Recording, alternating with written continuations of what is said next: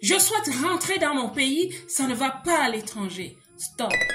Il y a de longues années, j'ai vécu la même chose.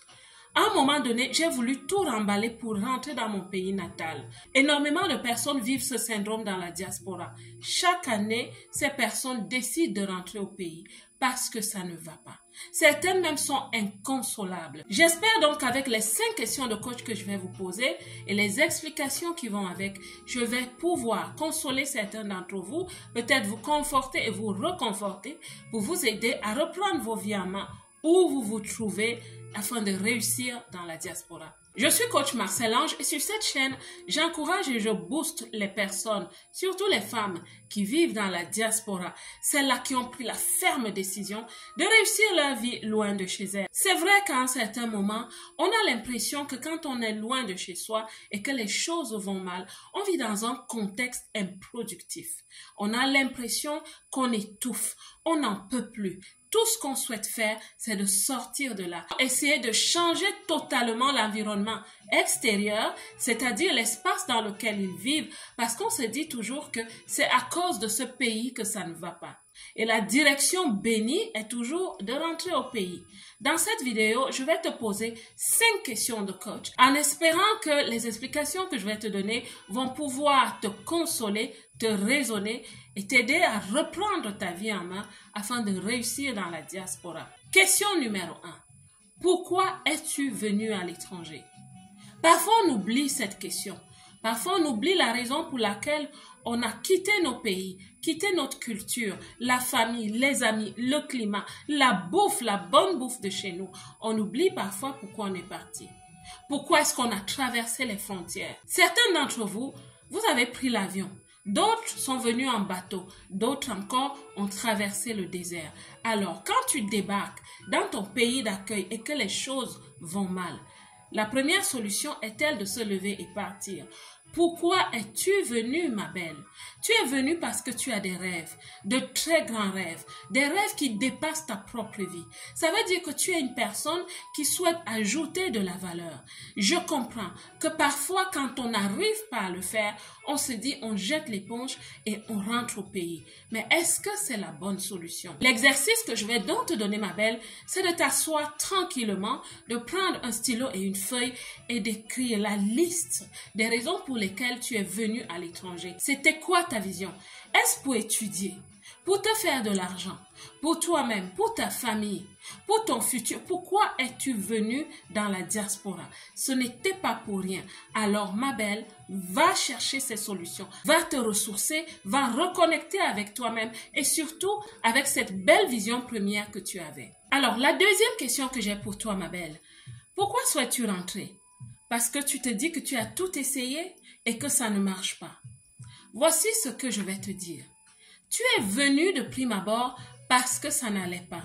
Tu es venu parce qu'il y avait des problèmes à résoudre, parce que tu avais une vision. Et cette vision est généralement relative à un problème ou à des problèmes.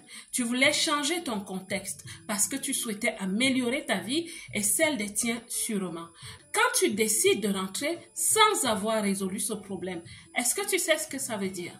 Ça veut dire que tu es venu avec un problème, tu as laissé des problèmes, tu vas emballer tes affaires, tu vas rentrer dans ton pays pour retrouver le même problème. Je sais que je me suis répétée un peu, mais c'est pour te montrer le cercle vicieux dans lequel tu es en train de vouloir fonctionner. Ma belle, tu n'as pas résolu ce problème en venant ici. Ce n'est pas en rentrant que tu vas le résoudre. De ces deux situations, de ces deux espaces géographiques, tu es le dénominateur commun. Au pays, ça n'a pas été facile. Tu es venu ici, ce n'est pas facile. Quand je te parle, c'est comme si je me parlais à moi il y a de longues années. Et je me suis dit non, ceci ne marche pas. The math ain't matching, comme disent les Anglais. Il y a quelque chose qui ne va pas. Il faut que je cherche ce qui ne va pas. Est-ce que partir est vraiment la solution? Dans ce cas, je ne pense pas. La troisième question de coach que je vais te poser est, depuis que tu es arrivé dans la diaspora ou que tu te trouves à l'étranger, qu'est-ce qui a changé chez toi? Je ne te parle pas d'argent, je ne te parle pas de travail, je te parle de toi en tant que personne. Qui es-tu devenu depuis que tu es là? Sais-tu, la psychologie et même la biologie déclarent que toute espèce qu'on déplace de sa zone naturelle vers une nouvelle zone a besoin d'observation et d'accommodation. De mon expérience de coach, 90% des personnes avec qui j'ai parlé n'ont jamais fait un travail d'identité sur elles-mêmes.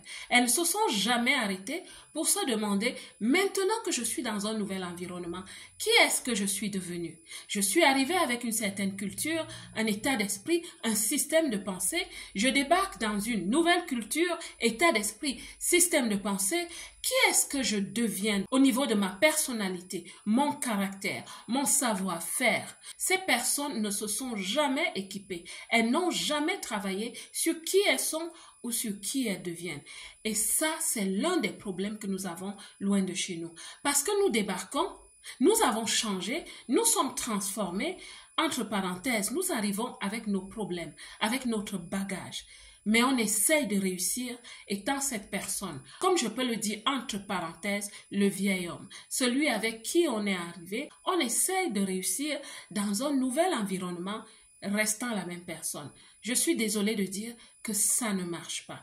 Plusieurs ont essayé, j'ai essayé moi-même, jusqu'à ce que je comprenne que non, ça ne marche pas. J'ai besoin de faire un travail sur moi. Alors ma belle, est-ce que tu y as déjà pensé avant de porter tes bagages et de partir? Est-ce que tu as déjà pensé à te regarder vraiment dans le miroir pour te dire qui suis-je aujourd'hui? Ma quatrième question de coach est: es-tu prête financièrement? Est-ce que tu es préparé financièrement pour rentrer au bercail? Certains d'entre nous ont encore cette idée, un peu une illusion, qui pense que en Afrique tout est moins cher, tout se ramasse, tout se cueille. Ce n'est plus la même chose. Si tu ne t'en sors pas en Occident avec ce que tu as comme limite financière, ce ne sera pas possible pour toi de réussir avec ce montant en Afrique. Je vais te dire une chose, le monde est devenu planétaire. Nous sommes dans un village planétaire. Ce qui se passe à Moscou affecte Yaoundé. Ce qui se passe à New York affecte Bamako. L'inflation qui atteint le nord va finir par atteindre le sud. Si tu vas en Afrique en ce moment, les prix des denrées alimentaires ont aussi flambé. Tu serais donc en train de faire la même erreur que plusieurs d'entre nous avons faite quand on venait en Occident, c'est-à-dire en aventure et impréparé. Et il n'y a rien de plus désagréable que d'aller dans son pays natal impréparé. Pour terminer, la cinquième question du coach que j'ai pour toi est: qui t'entoure? Qui t'entoure, ma belle? On dit généralement que nous sommes la somme des 4 personnes qui nous entourent et nous sommes la 5e. En d'autres termes, nous sommes vraiment le reflet des personnes qui nous entourent. Ces personnes avec qui tu marches tous les jours, tu vas au travail avec eux, tu passes les week-ends avec eux, vous sortez ensemble, vous partagez les mêmes idées. Ces personnes t'influencent et réciproquement. Si tu vois un groupe de personnes, 4 riches et une personne moins nantie, que ces personnes cheminent ensemble, elles font beaucoup de choses ensemble, elles causent ensemble, elles partagent leurs idées, elles se transmettent les idées, elles collaborent. C'est juste une question de temps pour que la 5e devienne riche. Alors ma belle, depuis que tu es là, ça ne va pas. Qui est-ce que tu fréquentes? Quel type d'amis as-tu? Quel type de personnes gravitent autour de toi? Conclusion, pour moi, vouloir rentrer au pays parce que ça ne va pas à l'étranger n'est pas la bonne solution. Je dirais même, c'est se tromper de solution. Parfois, partir, c'est la fuite. Plusieurs personnes dans la diaspora changent aussi de pays avec les mêmes raisons.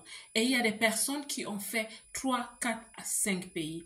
Arrête-toi sur cette vidéo. Parfois dans la vie, il faut juste changer le regard qu'on a sur l'environnement, sur la vie en général et surtout sur soi-même. Savez-vous, quand ça m'était arrivé quelques années après que je débarque à l'étranger, je m'étais raisonné ainsi. Je me suis dit, il y a des gens qui réussissent. Je suis venue dans ce pays parce qu'il est bon, parce qu'il est prospère. Le problème, ce n'est peut-être pas les autres, ce n'est peut-être pas l'environnement. Peut-être que je dois m'arrêter et me dire, un vase brisé ne retient pas de l'eau. Et si cette terre est aride seulement pour moi, alors que les autres prospèrent, c'est qu'il faut changer quelque chose. Et cette chose, c'est pas la terre, c'est moi. C'est la semence que je suis, c'est la personne que je suis. Et quand j'ai commencé à travailler sur moi, ma vie a totalement changé, mes belles. Parfois, on essaie de gérer des projets à l'extérieur. Généralement, nous sommes le projet. Nous sommes même le premier projet à gérer. Malheureusement, quand on arrive dans la diaspora, nous n'avons pas les canevas. Nous n'avons pas la feuille de route. Je vais vous inviter, si vous êtes fatigué, si vous souhaitez vous réinventer pour devenir la meilleure version de vous, vous souhaitez travailler sur votre identité, n'hésitez pas de me contacter. J'ai vécu les mêmes expériences.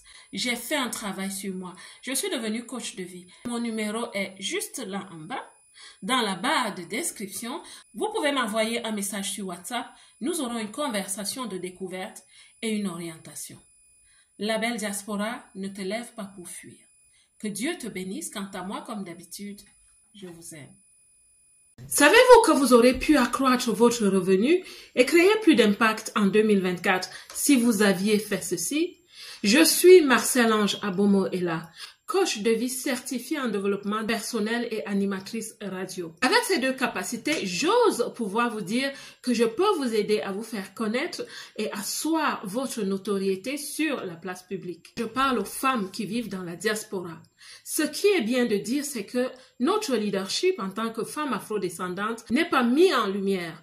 Mais c'est à nous de le faire. C'est pour cela qu'en 2024, j'ai dédié mon arsenal pour aider à renforcer la visibilité du leadership féminin dans la diaspora. Et c'est des femmes comme certaines d'entre vous. Vous avez un produit, un service, une cause à faire valoir. Sûrement le meilleur produit sur votre marché. Mais si personne ne le sait, vous pourriez dans pas longtemps fermer boutique. Nous sommes dans l'ère du storytelling. C'est celle qui saura parler de son message, de son histoire, qui captera l'attention et incitera les gens à l'adhésion. Je vous propose donc une capsule de communication radio et réseaux sociaux très effective qui a fait ses preuves. Ensemble, nous allons donc épingler et asseoir votre notoriété sur votre place de marché. Et concrètement, attirer pour vous des partenaires, des collaborateurs, des clients et même des investisseurs. N'hésitez pas, prenez rendez-vous, je serai ravie dans le cadre de mon cabinet de coaching, de créer avec vous une capsule de communication efficace qui vous aidera à réaliser vos désirs commerciaux 25.